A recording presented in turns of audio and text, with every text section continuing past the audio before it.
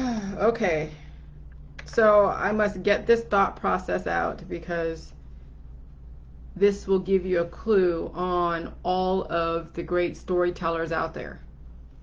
Okay, whether it's in the conspiracy world, a guru, a politician, a salesman, any salesman, anyone that is trying to sell you on who they are, and that includes me, okay, on who they are, their belief system, their story, their product, whatever it is. A great salesman is the best storyteller who has the command of the English language, a very good command of the English language, as well as knows your trigger points, knows the psychology of who their audience is. And so I remember in the insurance world, fear was a great foundation to come from to sell the insurance products. The more coverage we were trying to sell, the more of the fear we induced in our clientele. Okay? And that's no different than any belief system out there. Let me give you an example. Okay? When somebody is, their net worth is like, maybe $1 or $2 million, $3 million. Both husband and wife are in high levels of either government or in some kind of industry like a lawyer or a teacher. They have 2 kids in school. One's like a 16-year-old, just started driving, and we look at their policy and we're like, wow, okay, so they have 100, 300, 100, okay, which is like assets that the policy will go up to pay for, to protect your assets, but to also pay for any damages up to these certain amounts per person and per accident. Okay, so 100,000 per person, 300,000 per accident, and then property damage. All right, and then there's uninsured motorists, and then there is comp and collision. You pay a deductible. So what we were taught is to induce fear into the clientele. Oh, wow. So what is your net worth? What are all your assets? We did a whole asset protection thing. And we listed out every single asset they had. They had some kind of 401k. They had houses in different places. They had maybe, 300,000 in their bank account. And so then we said, okay, well, what happened? This is the story that we painted. This is the stories of fear that we painted in our clientele when we were going to do a one-on-one appointment. What would happen if Johnny, who is just 16 years old, driving your Mercedes or driving your Jaguar, happens to get into an accident where there was death involved, and you only have 100, 300, but your actual net worth is like $2 million? What would it be like that you have to now go and mortgage the house and have all of your assets be liable for that accident? And oh my God. And that's when I sold then the 100, 300, and then the $1 million or $2 million umbrella. That umbrella oversaw both the car and the house, and maybe the business, if the business was in the house and there were certain parameters. And so fear was the greatest foundation for any story to get somebody to move in a particular direction, to either cancel someone's belief system, like the story about salt. All my naysayers are inducing fear, like, oh my God, the salt's going to kill you. That's their story. That's their story. But we find out through substantiation and through chemistry that salt isn't deadly. Salt won't kill you. Salt will not dehydrate you.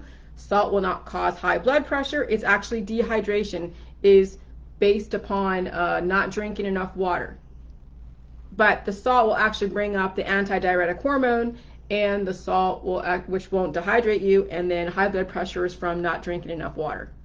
So that whole story around the salt and the fears, so someone could try to cancel me out, was completely debunked. Okay? But when you're in the insurance industry, or when you're in any industry out there where they're using fear as a tactic for you to buy a product, all of the what ifs, that is the whole foundation of our society is predicated on fear.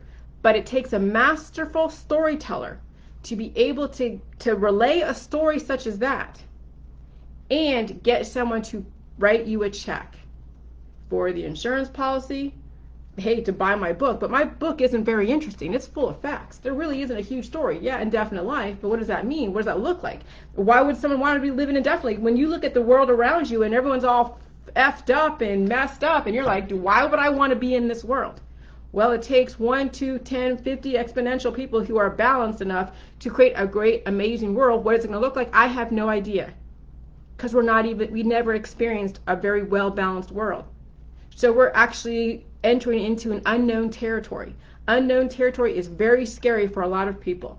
It's easier to know the devil. The devil you know is easier than the devil that you don't know, so to speak. Now, jelly juice is not the devil. But that's the thing about jelly juice, is we don't know what the future is going to hold once everyone's balanced. What is that going to look like? I mean, we have an idea, and I've offered potential possibilities of what it would look like. But right now, our whole society is predicated upon fear and death and destruction. And then we have an infrastructure that supports that. So it's hard to imagine anything but. But it takes a very masterful storyteller. In the conspiracy world, in politics, I mean, look, hey, Trump is a great storyteller. So is Obama. Both of them are very, very good orators. You may not agree with them, but they're very good storytellers.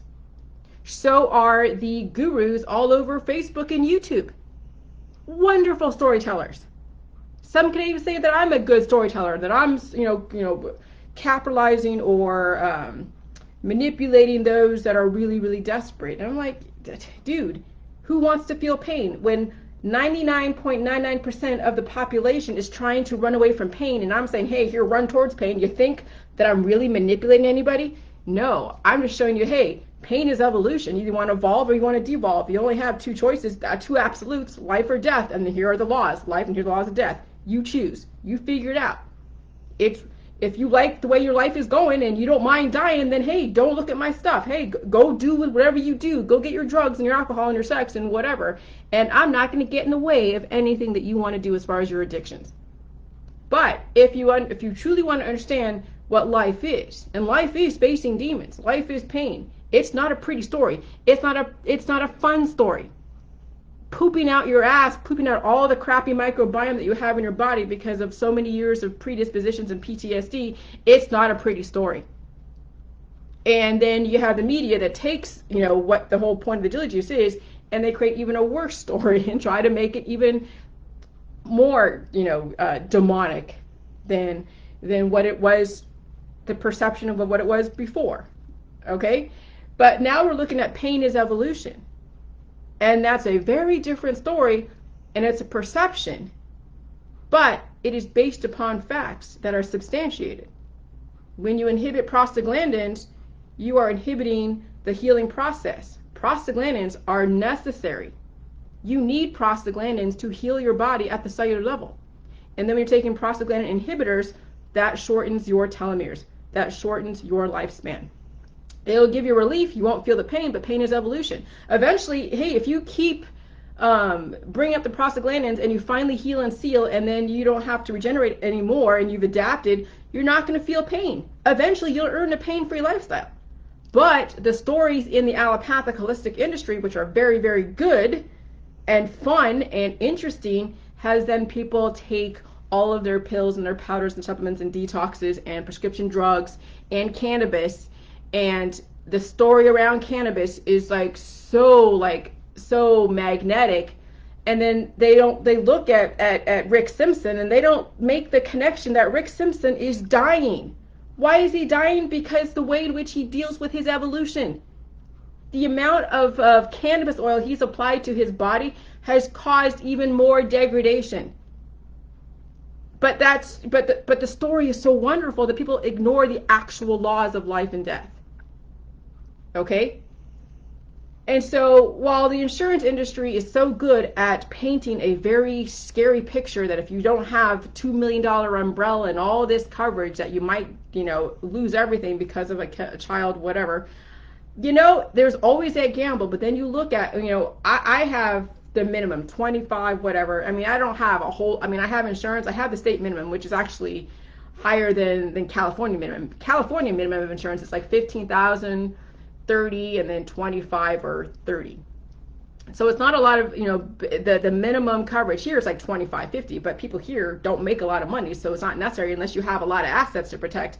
You don't need to have a whole bunch of insurance because you don't have enough to protect. Oh, then they're like, well, they can garnish your wages. If you get into a major accident, you can garnish your wages. The statistically that happening to where you get into that kind of accident is so very nil to none. And that's the whole thing with also the coverages of the comp and collision. Oh, want to pay now or pay later? Well, if you're a pretty good driver, and you're not gonna be making that many claims, you're gonna want to have a high amount of like a high deductible, because most likely you're not gonna be making so many claims per year.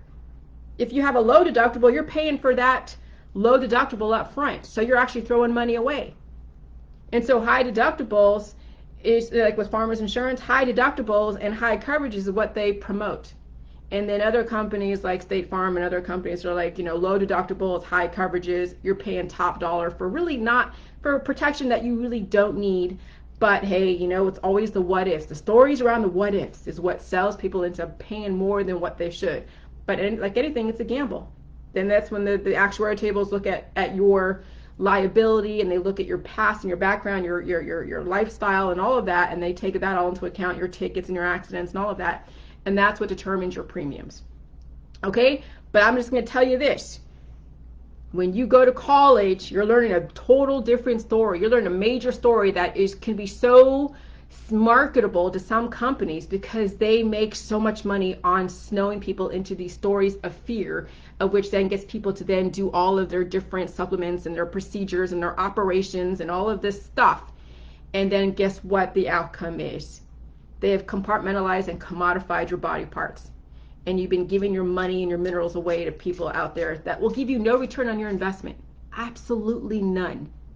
Maybe the perception of peace of mind. But let's have facts. Life versus death. The laws of life and the laws of death. You better know them, or someone's going to tell you and sell you a very pretty, ugly story. And then you're going to give your money to them. Good luck. Bye.